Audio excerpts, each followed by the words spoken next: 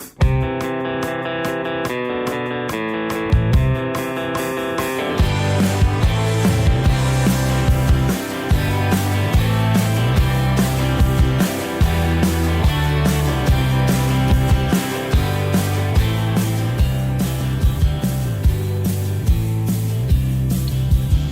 everybody, to the CANAM Fantasy Podcast. I'm Tyler, filling in for Ryan today. Today we have Aetan Hensby and Randy Rutherford, and we're going to be talking about the first 4 weeks of the fantasy season. So, Aetan, how have you been? How has the first 4 weeks gone for you? First 4 weeks have been relatively kind to me. In the two main pools, I'm sitting at a combined 7-1, so I'm looking very good so far to start the year.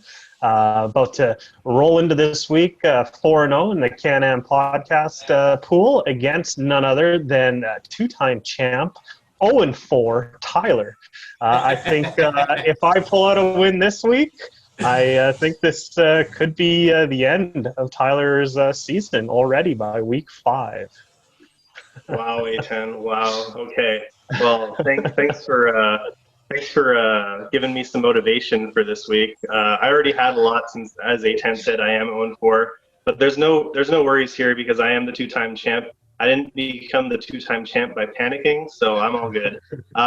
We also have Randy here. Randy, how's your season been so far? Oh man, it's been up and down. Let's just say I'm the highest scoring team in 3 leagues, and I do not have an undefeated team.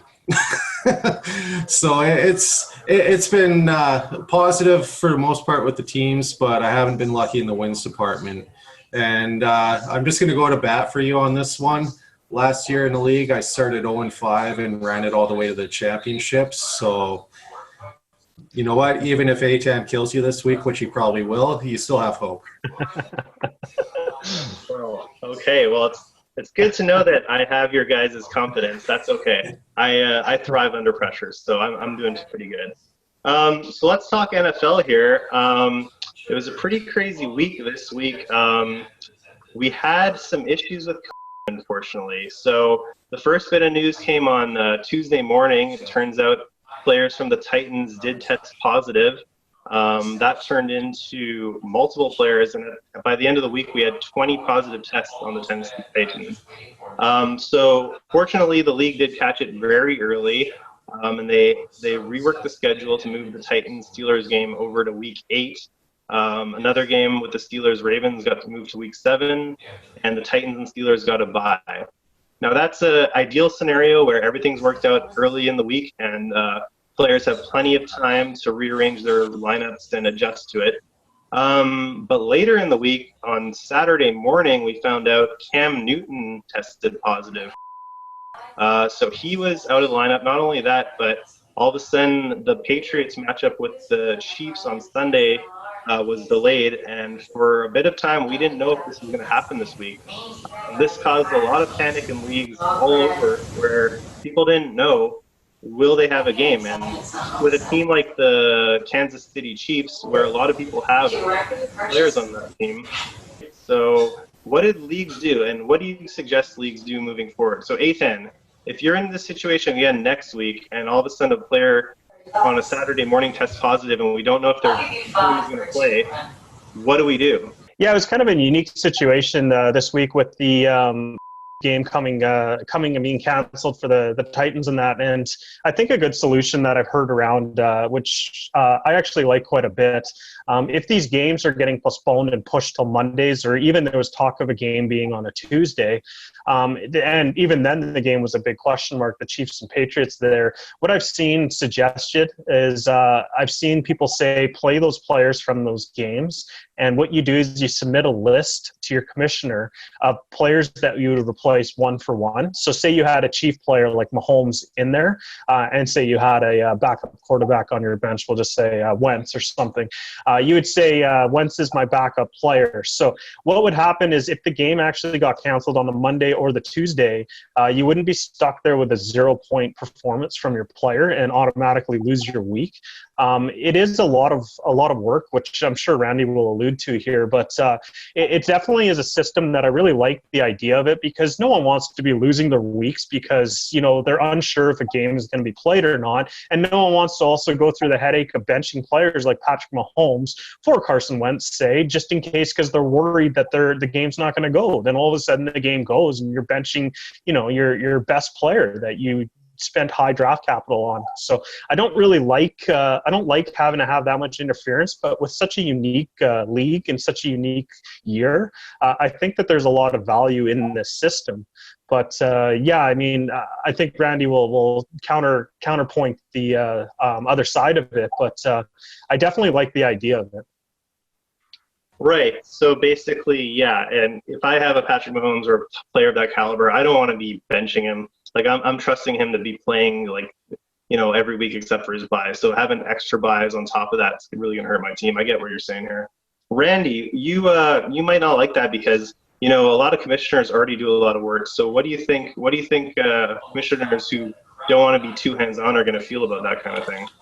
Well, and you just hit the nail on the head there. I mean, commissioners already do a lot of work for their leagues. They have to deal with however many other guys in each league, 9, 11, 13.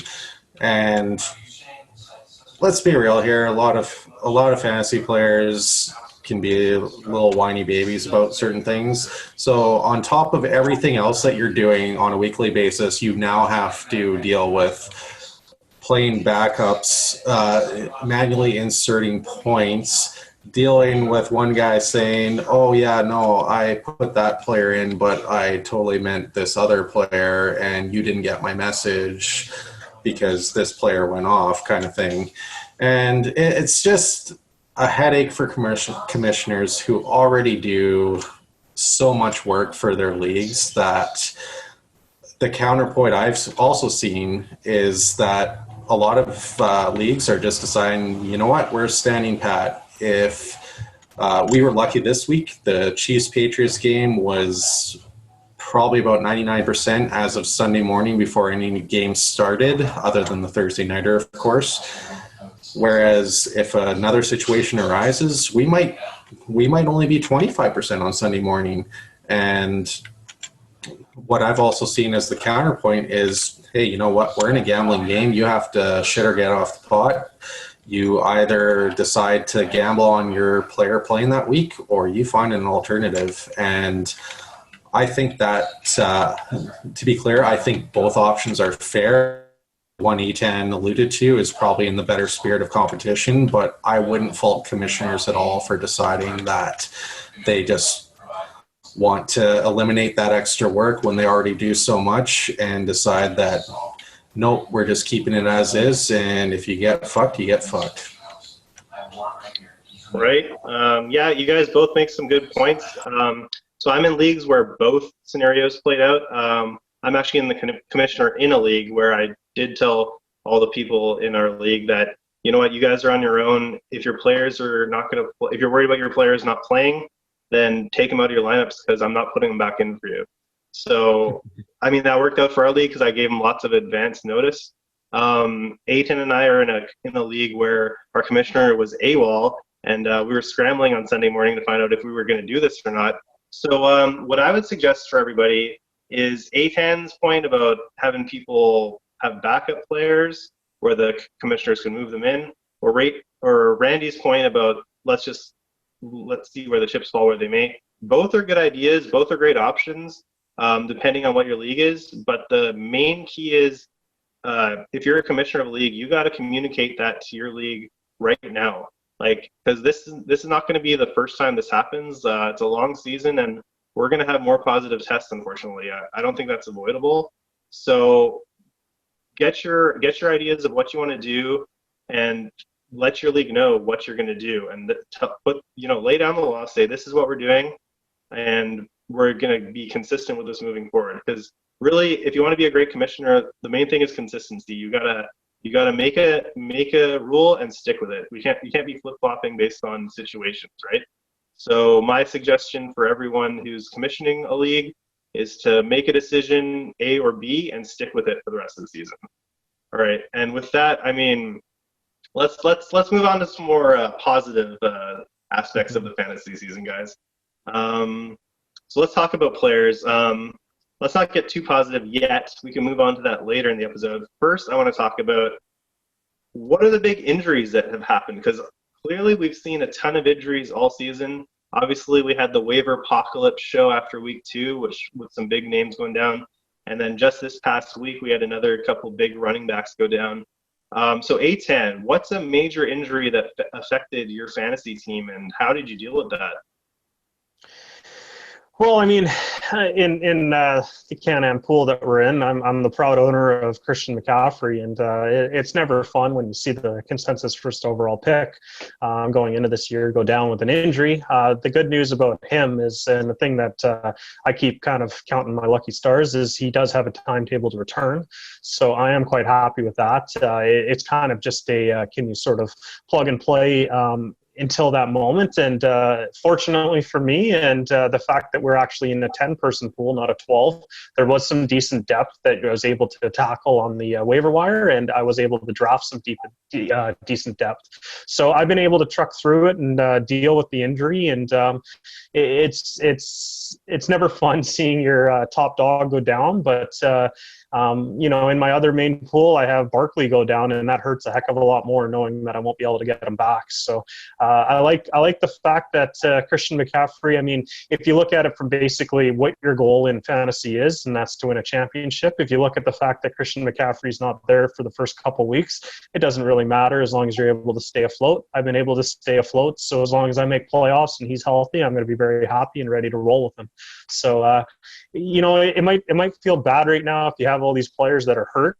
Just keep in mind your goal all year is just make playoffs. You got to make playoffs, and once you do, if these players are healthy, guess what? Your team isn't the same record that you're going into the playoffs with because you have your top guys back. So stay positive, stay true, and just keep plugging away. So definitely the consensus 1 and 2 picks, losing those in my top 2 pools has been very painful, but we'll manage. I'm very confident in my ability to adapt.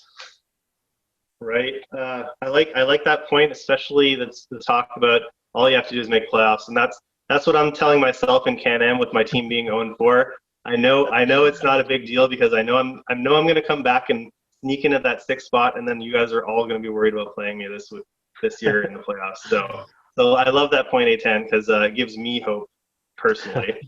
Randy, how about you? How have your teams been doing it with some injuries this year?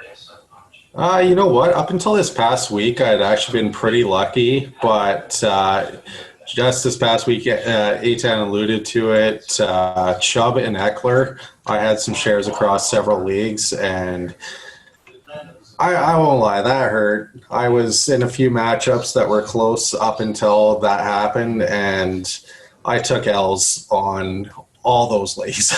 And that's just something that happens. And I mean, Aetan put it perfectly. You just gotta you just don't despair. You react. You try to adjust where you can. I haven't had to do anything too extreme because I built some pretty good teams in my leagues, so I'm able to survive. But man, those injuries piling up, like I've seen some pretty devastating teams where they have 3 or 4 top players who would usually be starters just out of their lineup, whether it's the whole season, multiple weeks. And I just feel pretty fortunate that I'm not one of them. So yeah, I just got to say, I've been pretty lucky on the injury front, even if I've suffered some setbacks. So you just gotta do what you can, play the waiver wire, try to make deals where you can.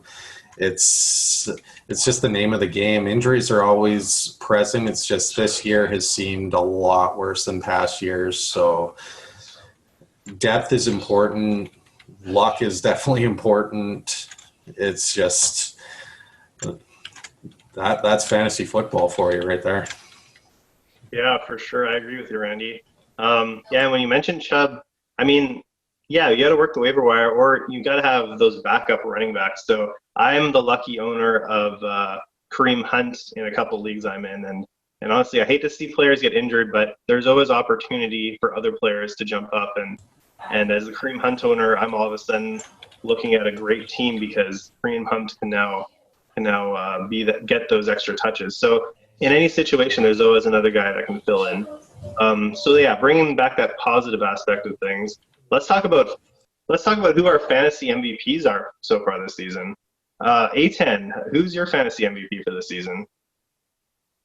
Well, the fantasy MVP that I want to say is I've kind of gotten a kick, and I was kind of jokingly, throwing this out there in multiple different pools about how you got to attack that Jacksonville backfield. So once Fournette went out, I basically went and I picked up Armstrong in every pool, and then he went on COVID, and then I picked up I can't even pronounce the other guy's name, Zubu or Zuba or something. I think you're talking about Armstead and Azigbo, I think. Yeah, Azigbo. So I went and picked up these two guys, and then both of them were out, and then I ended up on James Robinson in multiple pools, and I got to say, like, this guy has been a top 10. He's been an RB1 in such a weird year where there's been so many injuries. This guy is consistently out there, and he's healthy. So that's pretty much all you need right now to be an RB1 is you just got to be healthy, and then all of a sudden you're an RB1 because, we're down probably like 10 of them right now.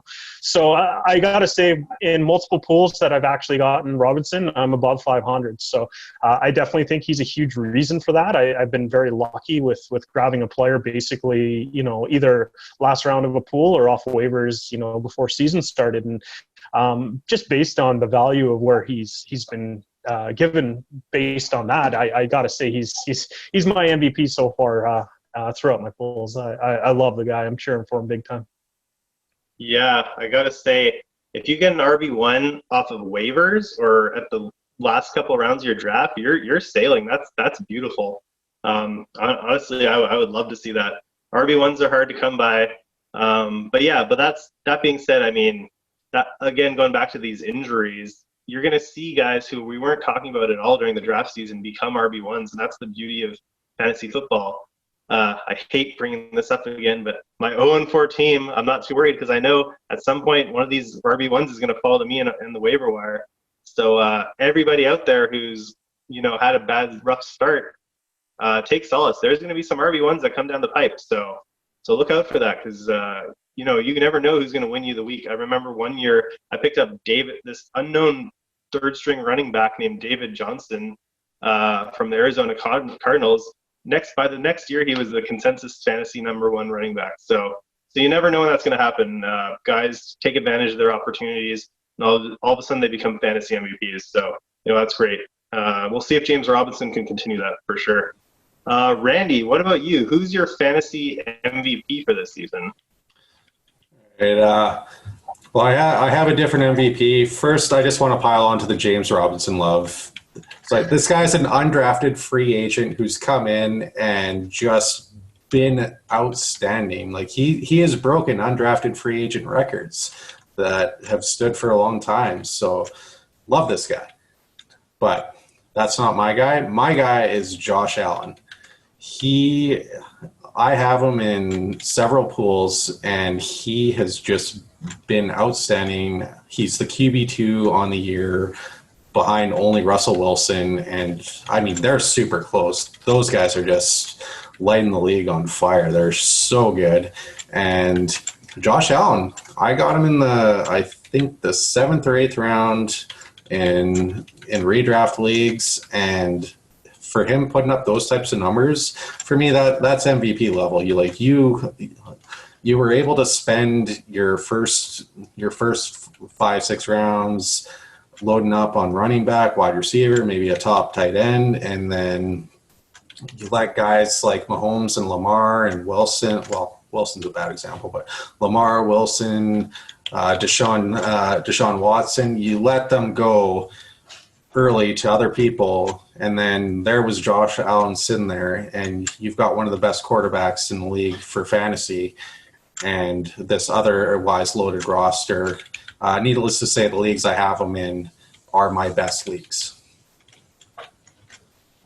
Yeah, for sure. I mean, Josh Allen, he's proven that he could be a QB, a top 5 QB. I think he could do it all season long. I do want to say one caveat. He should have one less touchdown than he currently does, because that last touchdown against the Rams have been counted because that was definitely not a PI call. But you know what? I'm not bitter or anything. I'm not bitter. I'm not saying that. What about week 1 PI against Dallas? What a phantom call that was that the Rams got. Get out of here. Hey. I don't know, Aetan. I heard you on an earlier episode talking about how great the Rams were. So I don't know what you're talking about there. Okay, so let's move on a bit. Fantasy MVPs are great. Another thing that can help you win a league is when somebody loses trust in somebody and then you jump on them and you take advantage, maybe through a trade or through someone gets overzealous on the waiver wire and drops somebody they shouldn't. So in that spirit, who's a player that's disappointed you so far this season, but who you think can jump back and save their season and help fantasy teams moving forward? So Aetan, if there was a player that people are not high on right now and you think can make a big difference for the rest of the season, who would you be going with? I think I got to go with Miles Sanders from Philly. That team's really not looking that great, which kind of scares me a bit, but I think once they sort of get some of their offensive talent back on the field, I think that there's going to be opportunity. This guy's a PPR machine, so in half PPR leagues and full PPR, he's able to get a lot of passes. So I feel like that team will turn it around a little bit at some point, and I think he's going to be the guy that really benefits from it. I was going to say Mixon until last week happened. Mixon is, if you watch any of our earlier episodes, I was all over the Mixon hype train. I actually had him ranked as a top 5 RB on the year, which could still actually come true considering everyone's hurt. If he stays healthy, he might just win top 5 by default. But this guy, I think Mixon is probably like my number 1. But based on what he did last week, I got to take him off the list, and I got to go with Sanders as my new front runner of players that I think have kind of underperformed a little bit. That I think have a great opportunity to have a great 3/4 of the season, I guess, because we're at the quarter mark right now. So if you're able to find the Sanders guy and you're able to shovel off basically, maybe a Mike Davis or something for him, I think you got to do that trade and try to attack that, because Christian McCaffrey is coming back, and maybe he's going to look at Mike Davis's numbers and get a little bit excited about the potential there. But I think Sanders is the better play for late season. Yeah, for sure. I mean, I own Sanders in a couple of leagues, and I wouldn't say I've been super disappointed. He's been putting up average numbers, but before you drafted him, I think you got to be a little disappointed. And I do agree with you. I do think he's going to turn it around. I think that Eagles offense is looking pretty thin, especially on offensive line, and there's not a lot of options downfield right now for them. But once those guys start coming back in the lineup, they're going to start moving the ball better, and Sanders is going to be a key part of that. So I think Sanders has a chance to bounce back. Randy, how about you? Who's been disappointed so far, but who you think can bounce back? Well, the way the season's gone so far, I'm actually shocked that I have to say this, but my candidate for a bounce back is Jonathan Taylor. Like, coming into the season, he was always expected to have to fight for the starting role, and then Marlon Mack goes down in week 1, and all of a sudden it's just like, holy shit, it's time.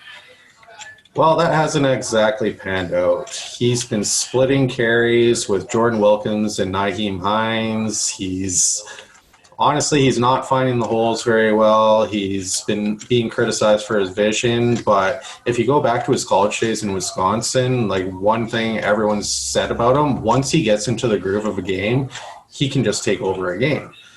So it's a bit confusing that Indy's not taking that approach with him. I think they want to protect their investment, but at some point they're just going to have to let the kid run, and I have faith that coaching staff is going to figure it out. And I've said before, Indy has a great offensive line. They have one of the best running back schedules in the NFL. If they're able to figure it out, however long it takes, Jonathan Taylor is a surefire RB1 once he gets there. So that's my pick.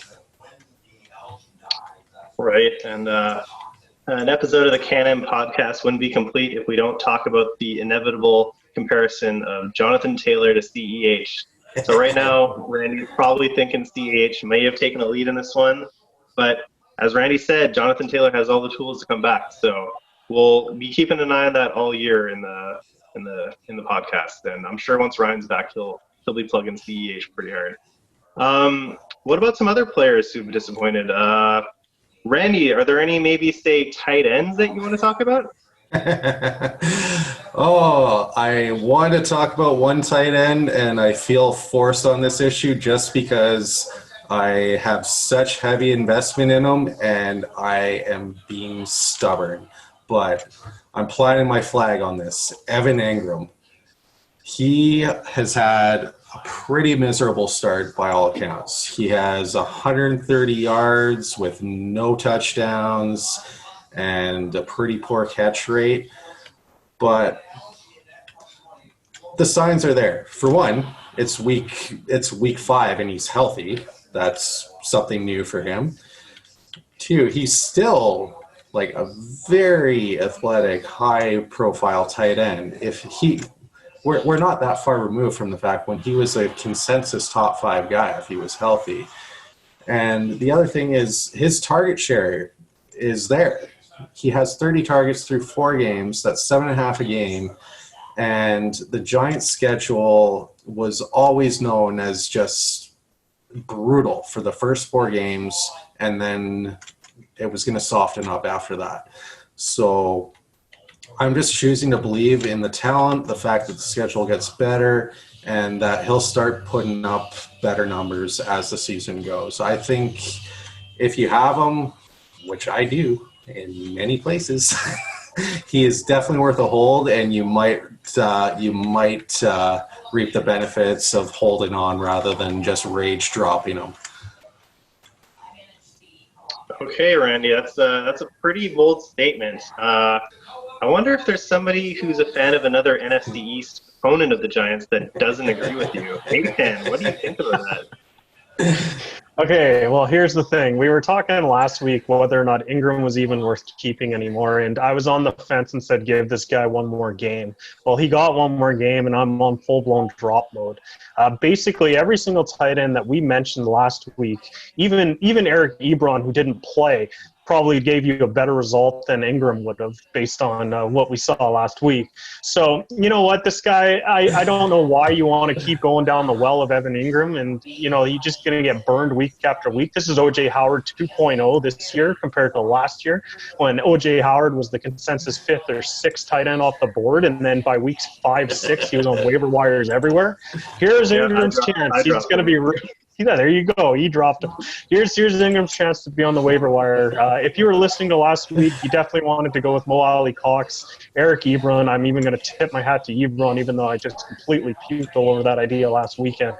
But I'm on that idea if we're going to talk about him against Ingram. And then, of course, we're going to go back to my boy Jimmy Graham. I'll take Jimmy Graham over Ingram. Jimmy Grandpa, wow, okay. Randy, that sounds like fighting words. Do you? What do you have to say about that? Like, are you gonna let him talk to you that way? Absolutely not. Aetan, I have 2 words for you. Shot bet. Evan Engram will be a tight end 1 for the rest of the season going forward. That's top 12 tight end. Book it. I'm betting shots. Let's do this. Yeah, you know what? That's totally fine because right now he's not even a tight end 2. He's outside the top 26. So go for it if you want to talk about this guy being a tight end 1. That's easy bet for me to agree to. I'll definitely take that. And you know what the most satisfying part about this bet is? He's about to drop 25 points on your beloved Cowboys. Well, everyone drops points on the Cowboys, but it's mainly the receivers and the running backs that do it. They've actually been pretty decent against the tight ends because they like to allow 40-yard runs. So the tight ends typically don't get those. Yeah, but that would be true if the Giants had any receivers worth of note outside of Darius Slayton. Give me Evan Engram, 25 points. Let's just say this is a make-right game for Dallas, or it's going to be a very, very frustrating year for your favorite host, Aetan. All right, guys, we're gonna put that on the board. We got Evan Engram. Is he going to be a top 12? Randy says yes. Aetan says no. loser takes a shot, and that's something we do here at CANAM on the CANAM podcast. We make crazy bets and we try to back them up. And towards the end of the season, you're probably going to see us taking a lot of shots because we all like to say that our guys are better than other players. So yeah, if you like what you saw, if you want to see who's going to have to pay this bet, like and subscribe to our channel. And if you do, we are currently in the drive for 500. That's right, 500 subscribers. And I'm going to let Ryan take it away and tell you what you're going to win if we get to that.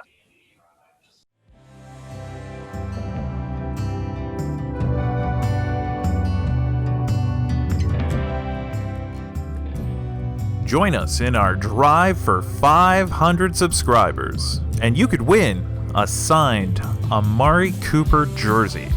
Are you new to the channel? Give us a like, subscribe, and click the notify bell. It helps a ton for a new channel like ours. We're going to have a random draw for a signed Amari Cooper jersey shipped anywhere in North America. So go ahead, click subscribe, and thank you for watching the CANAM Fantasy Football Podcast.